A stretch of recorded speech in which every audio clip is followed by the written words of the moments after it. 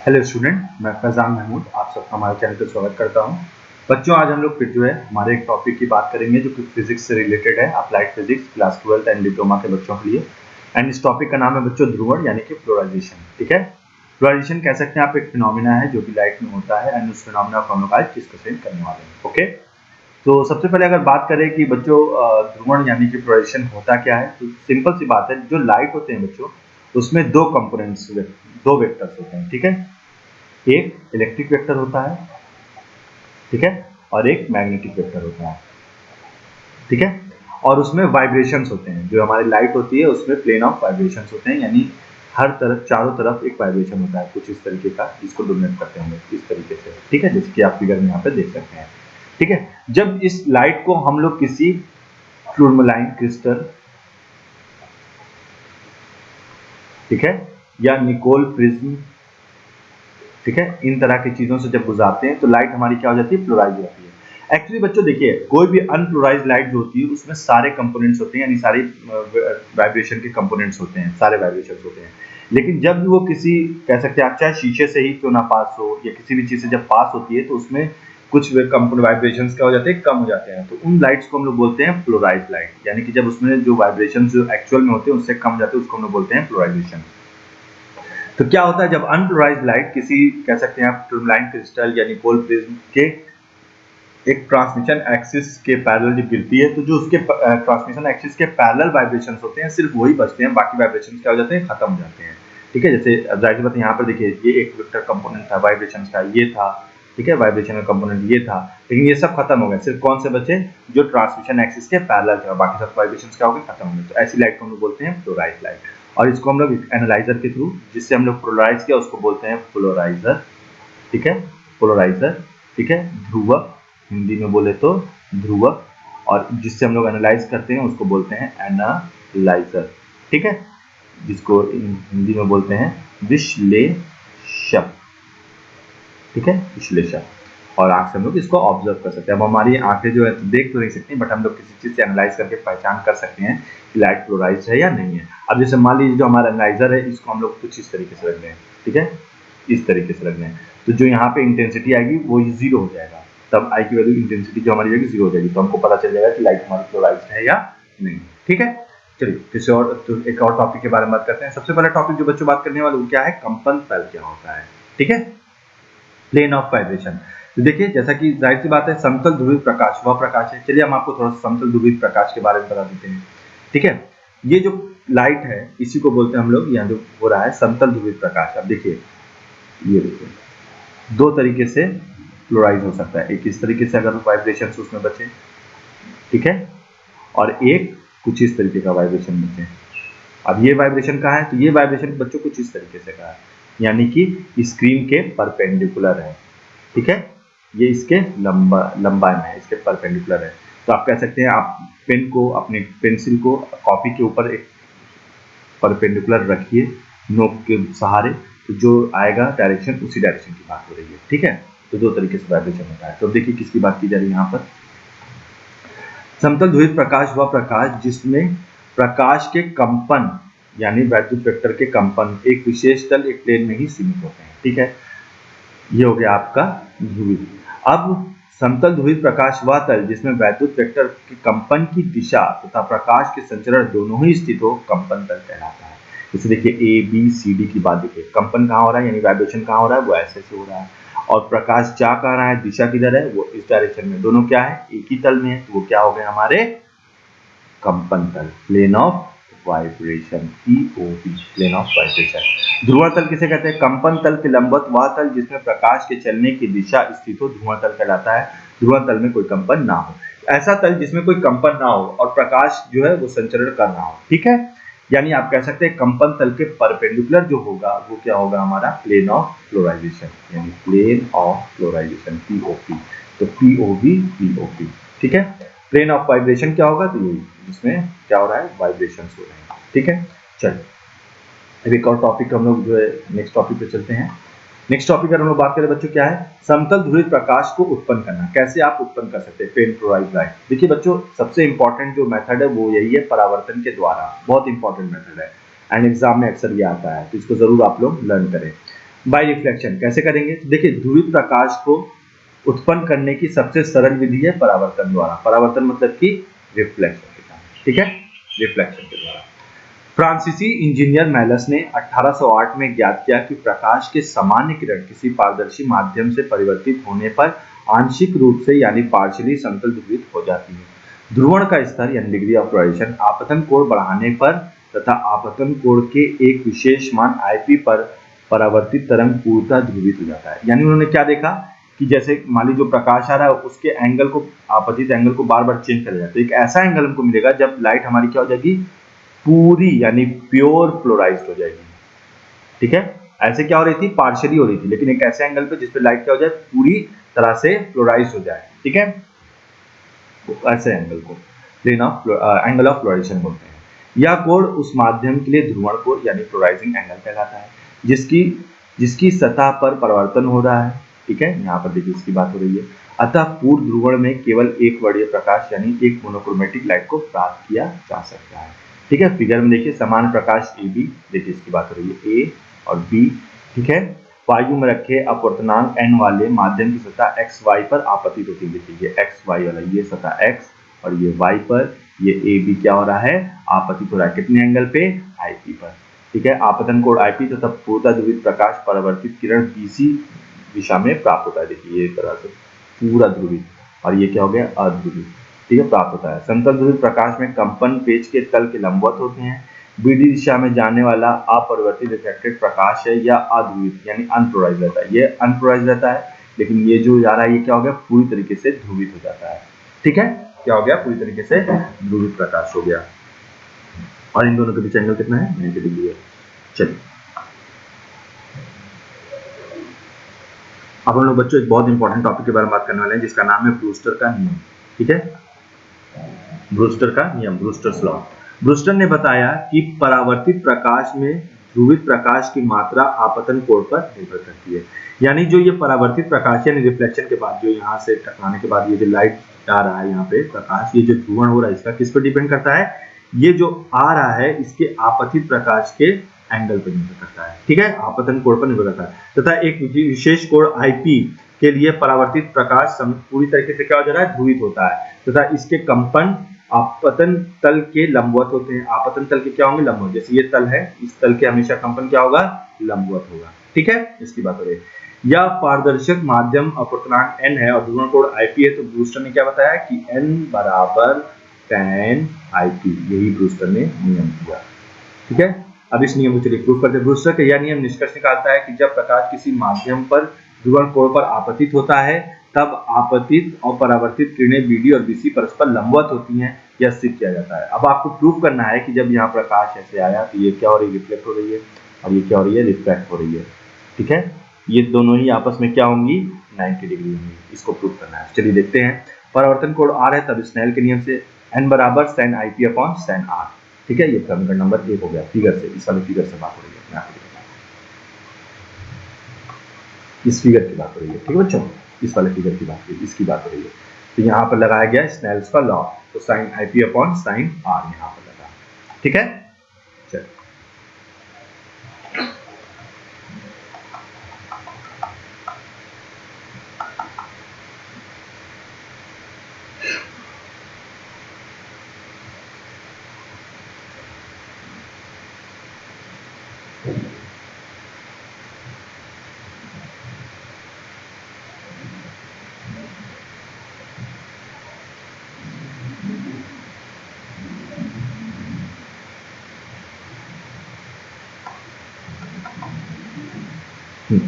तो n बराबर sin IP upon sin R लग गया। परंतु ब्रूस्टर का नियम क्या कहता है, n बराबर tan IP। ये कौन कह रहा है, ब्रूस्टर कह रहा है। अब समीकरण 1 तथा 2 की सहायता, ये समीकरण नंबर 2 मान लिया। अब सहायता देखिए, तो इसको आप लिख सकते हैं, जाहिर सी बात है क्या लिख सकते हैं बच्चों, यहाँ पे लिख सकते हैं sin IP upon cos IP। तो देखिए sin IP upon cos IP बराबर sin IP upon sin R। समीकरण नंबर 1 तथा 2 से ये हो गया, ठीक है। अब देखिए जाहिर सी बात है, आप देखेंगे sin IP कट गया तो cos IP बराबर sin R। अब cos sin है तो IP बराबर 90 माइनस R, जाहिर सी बात है, फिगर से आप देख सकते हैं। तो IP प्लस R बराबर 90 हो गया। यही प्रूफ करना था आपको, आ गया। अब देखिए angle N B M is equal to pi, figure में देखिए एन बी एम, फिगर में आपको दिखाते हैं, देखिए एंगल एन बी एम कितना होगा 180, ये देखिए पूरा कितना आना चाहिए 180, यानी कि पाई, इसी की बात यहाँ पे की जा रही है। ठीक है बच्चों,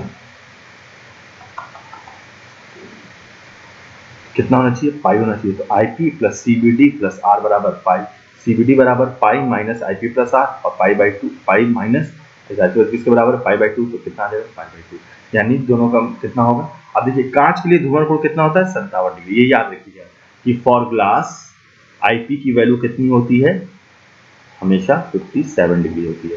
ठीक है बच्चों, इसको याद रखिएगा, काम आएगी।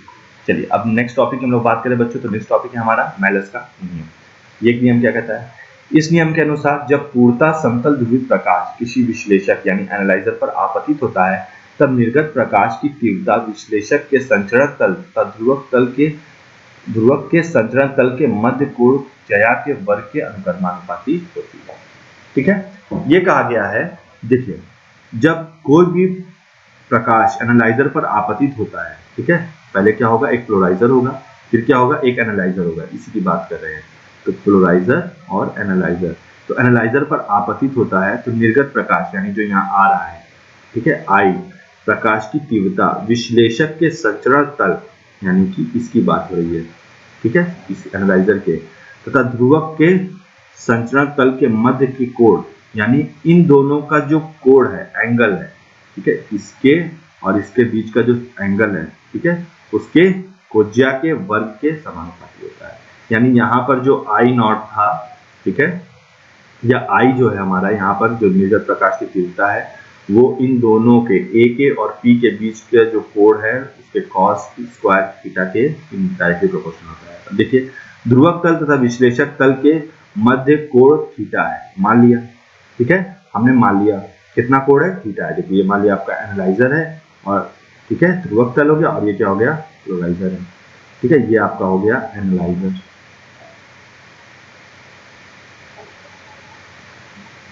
पोलराइजर और ये क्या हो गया एनालाइजर, दोनों के बीच का एंगल कितना है थीटा है।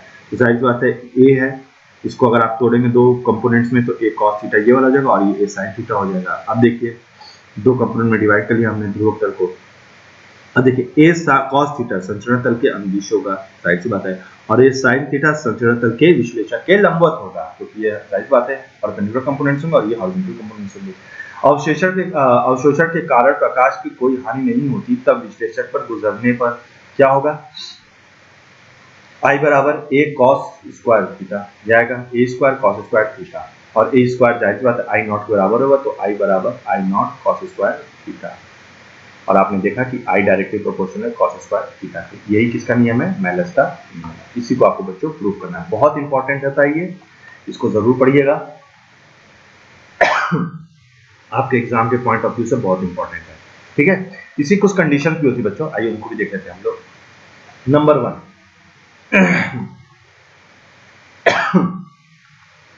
यदि थीटा बराबर 0 तब ध्रुवण अक्ष के विश्लेषक अक्ष के समांतर होगा। ठीक है, यदि थीटा की वैल्यू क्या हो जाए 0 हो जाए, दोनों के बीच में एंगल कितना हो 0 हो, तो जाहिर बात है आई की वैल्यू आई नॉट के बराबर होगी, यानी जो प्रारंभिक तीव्रता थी वही होगी।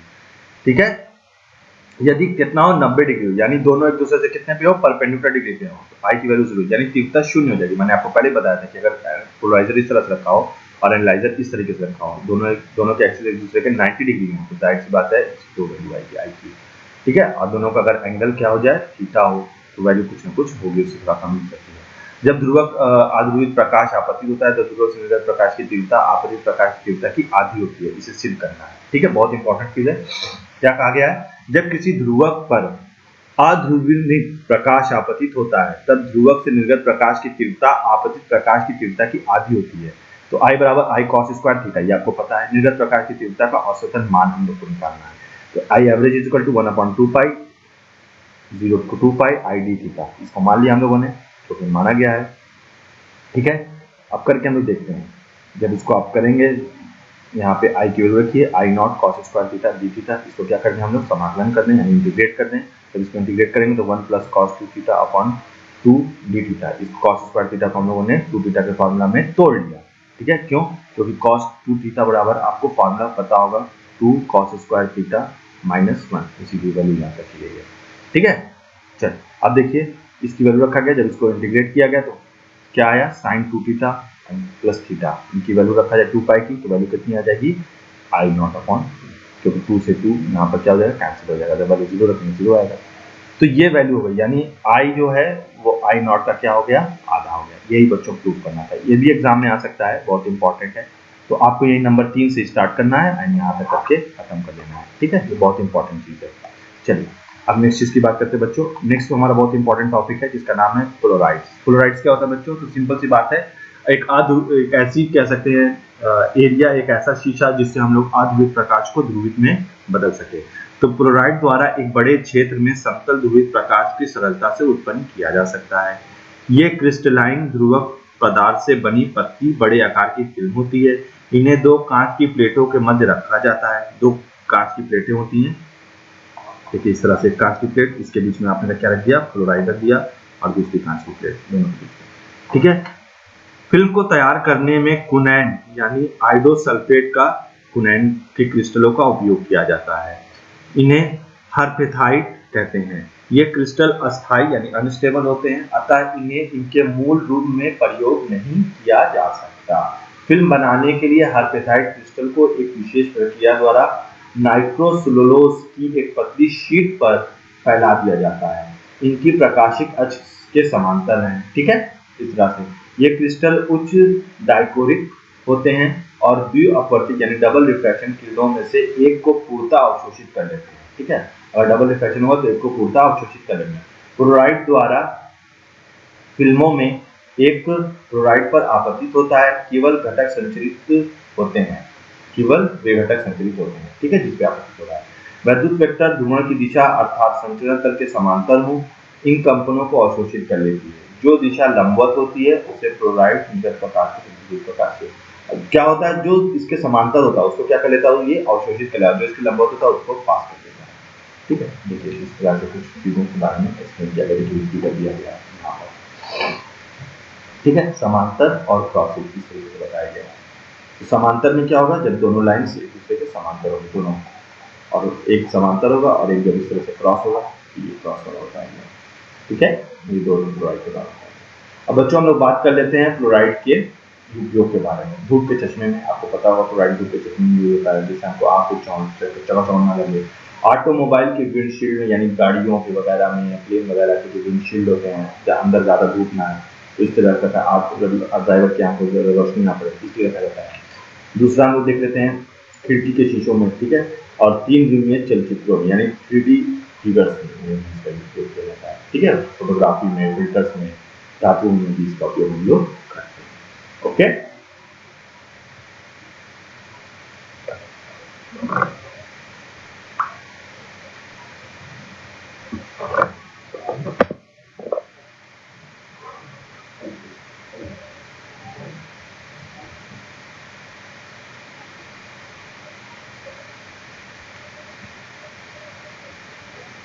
ओके, एक न्यूमेरिकल है बच्चों, आपके लिए काफी अच्छा रहेगा। देखिए क्या लिखा हुआ, एक पारदर्शी माध्यम में ध्रुवण कोण 60 डिग्री है। याद कीजिए माध्यम का अपवर्तनांक और अपवर्तन कोण।